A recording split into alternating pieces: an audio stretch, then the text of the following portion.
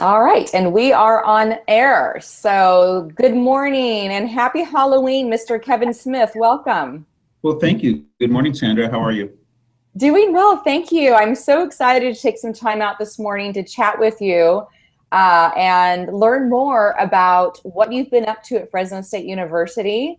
As we've welcomed you to the DTC Consultant Network, I want to learn more about your areas of focus and some key deliverables you're going to be offering winery teams here in 2017. For those of you listening to today's live broadcast, my name is Sandra Hess. I am the founder of DTC Wine Workshops, and I have the honor of sitting here with Kevin Smith, the wine, I guess, what would I call you? Wine strategy guru extraordinaire, would that work? Well, you could probably take off the word extraordinaire and and minimize the word guru and get closer.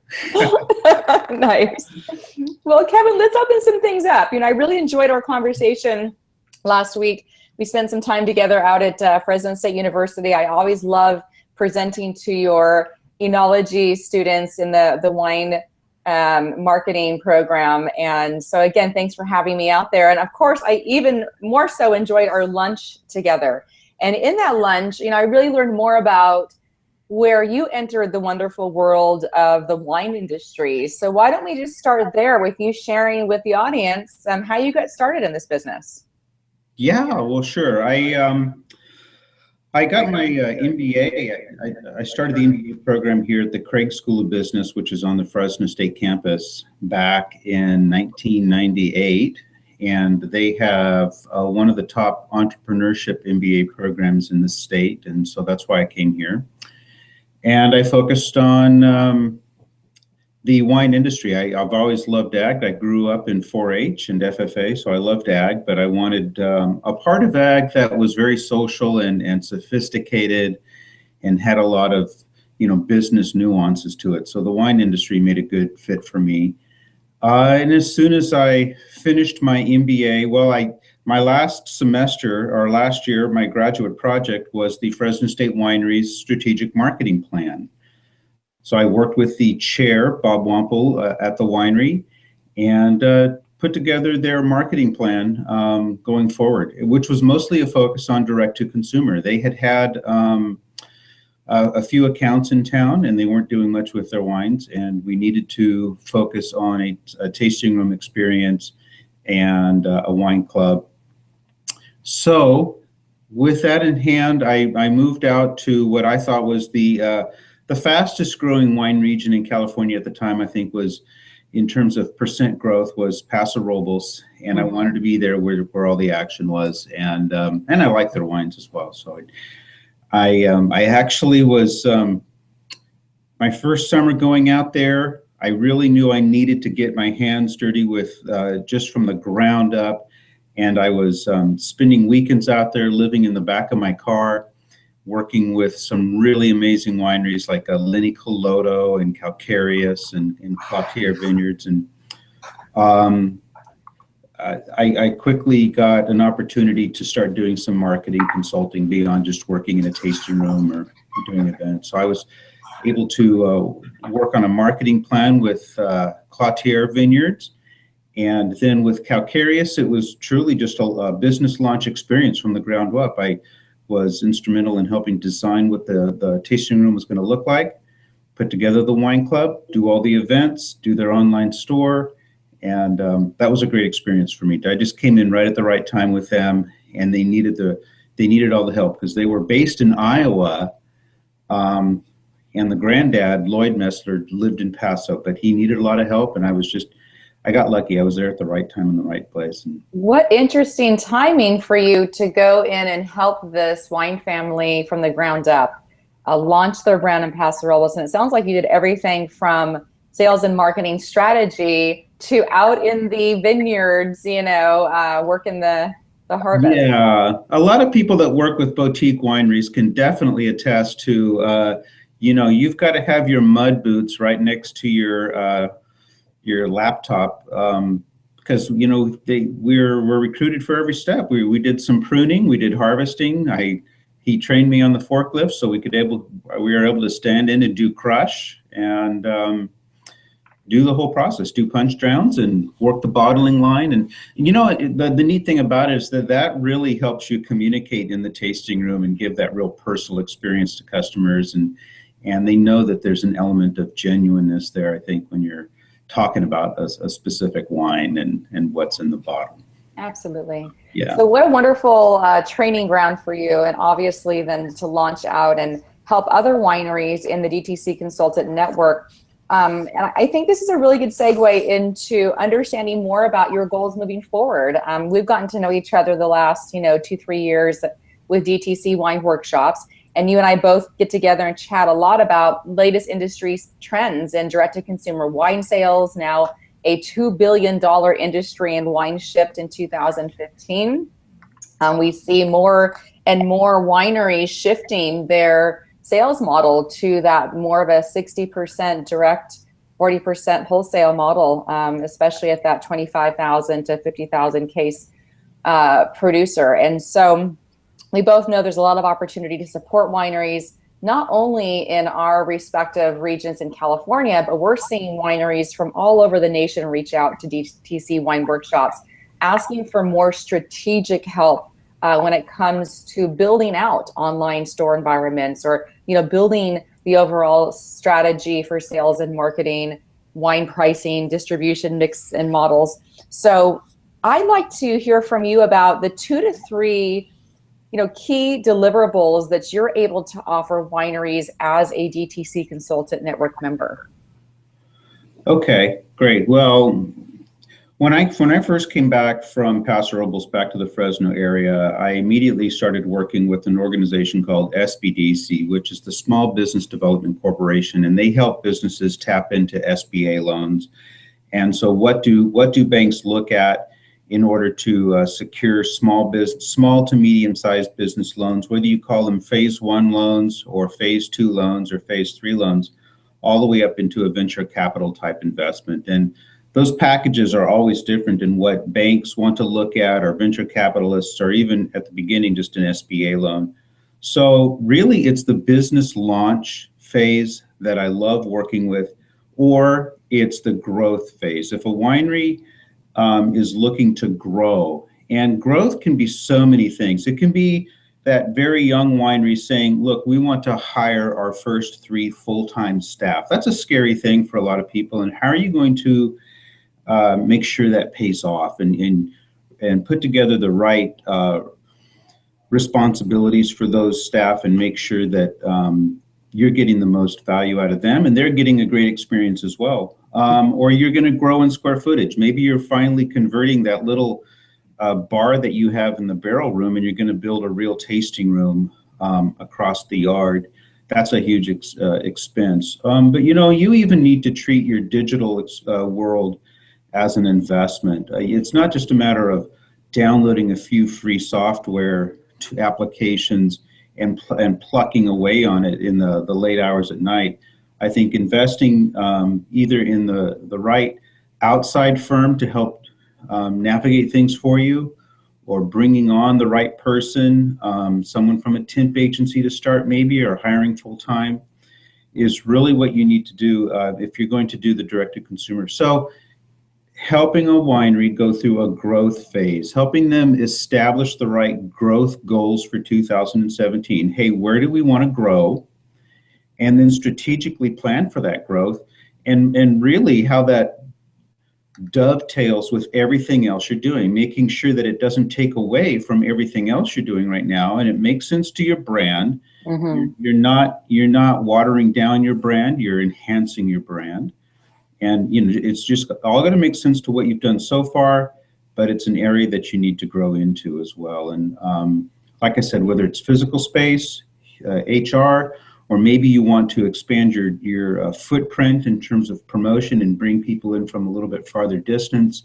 Maybe you're located 50 miles away from a city, and you want to try and start bringing in people that are from that town into. So growth planning and launch planning have really been my strengths.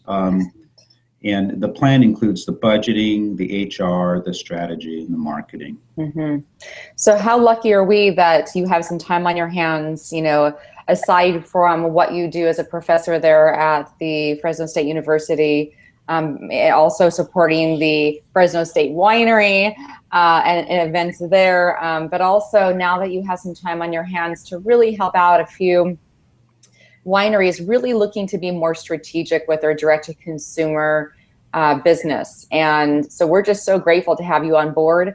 I wanted to take time out really with this interview to inform our audiences about really who you are, what your capabilities are, and the fact that you can come in and work on a project-by-project basis to support growth and make strategic decisions, help stakeholders, winery owners really be able to take what they've already learned through data analytics and their tools that they've already invested in. But then how do you take that and work more strategically? So Kevin, let's wrap up a little bit in today's interview.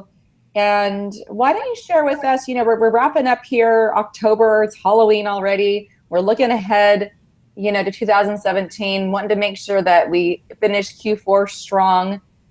Let's hear from you a little bit about, what you see are as the top, key opportunities in 2017 as consumers continue to demand more and more wine shipped direct. Yeah, well, I definitely think that you need to stay committed to the customers that may have brought you to where you are. But I think any winery that is not paying attention to the new market and the new consumers, they're going to be left behind in the near future. Because even people like me, I mean, I'm a young baby boomer, very technology. I'm just into technology, and I like everything. I do shop a lot on Amazon.com. I do spend time on social media. So these are important tools that we have to be planning for and investing in, putting some resources into. When you sit down at that table and you say, hey, we need a new cross-flow pump, you should also be saying, oh yes, and we also need to hire a new social media guru who can help us with our new markets. People are, I think the millennial crowd and the younger generation are looking for more video experience, more of an experience in the winery. In terms of customer loyalty, it's harder to capture loyalty just because I think they're much more adventurous. They want to go out and adventure and explore more wines, but you can offer the sense of exploration and adventure right inside your tasting room. There's even such a thing that some businesses, I haven't seen it so much in the wine world, but some businesses are taking on what's called the concept of gamification. Gamification, these kids grew up with video games and they get addicted into gamification. Websites that reveal more and more content the more time you spend on them is a very interesting concept to keep people loyal to your website. Things like that in your tasting room. Every time you visit a tasting room, perhaps you get an elevated experience. So I would definitely say keep the traditions, keep some events that definitely reward the audience that got you where you are today, but find ways that also are attracting the next generation of wine consumers. Their wine tastes, I think, are all over the board. They love the sweetened wines with a little bit of fruitiness on the top, but I think they're also very favorable to the big structural wines. I don't think that in terms of your wine profile programming, anything really needs to shift there. It's how it's packaged, how it's presented, and how it's sold that makes the difference. Great words of wisdom, Kevin. And as you walked us through that, you reminded me of a quote that I love to include in my presentations, a stat that came from Nielsen this past year around peer reviews, and that individuals now are 77% more likely to purchase a product if provided a review or a referral from a friend or family member.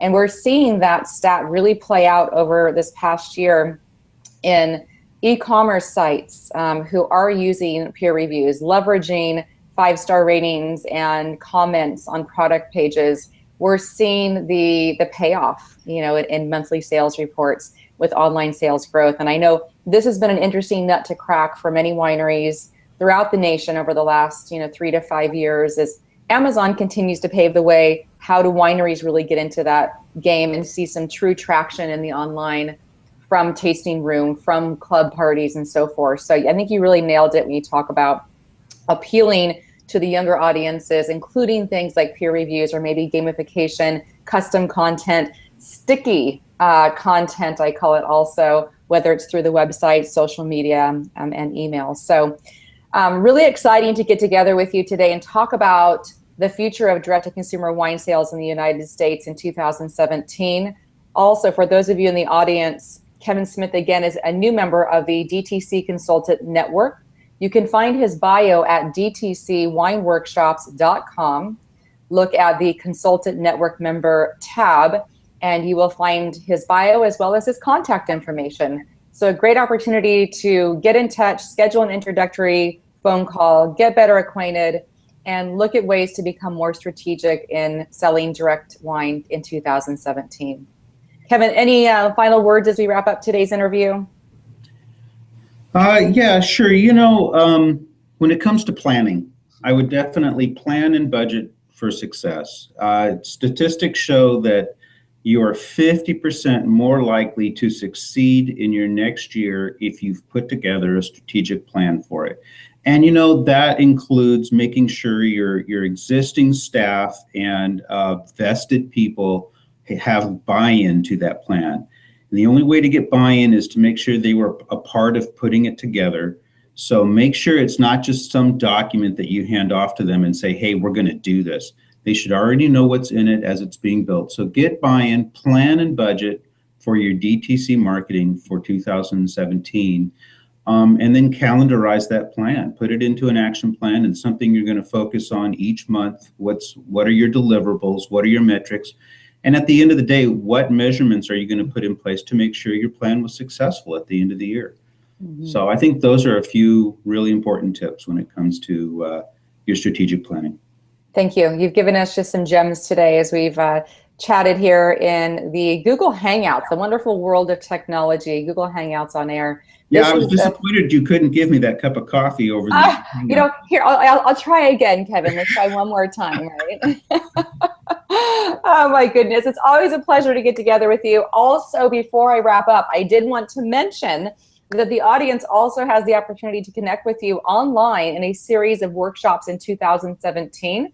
DTC Wine Workshops will be releasing our 2017 catalog of online workshops, which we're going to have actually over 60.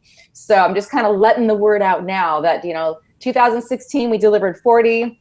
Now that, we're going for 60. We've got 14 consultant network members on board now with wonderful specialty areas supporting wineries of all shapes and sizes. We're asking for more best practices and training online, so that if you're wanting to join from Virginia, or you're up in the Northwest or down in Paso, you've got the opportunity right from your desktop to meet up with members like Kevin Smith of the DTC Consultant Network in 70 different online workshops. So stay tuned. Again, that catalog will be released by December 5th, I think was the date we had committed to. It could be the 10th, give or take a few days. But watch for that announcement at dtcwineworkshops.com. Again, it's a pleasure, Kevin. Thank you so much for your time today. Thank you for taking some time out of your busy schedule too, Sam. Cheers. Take care.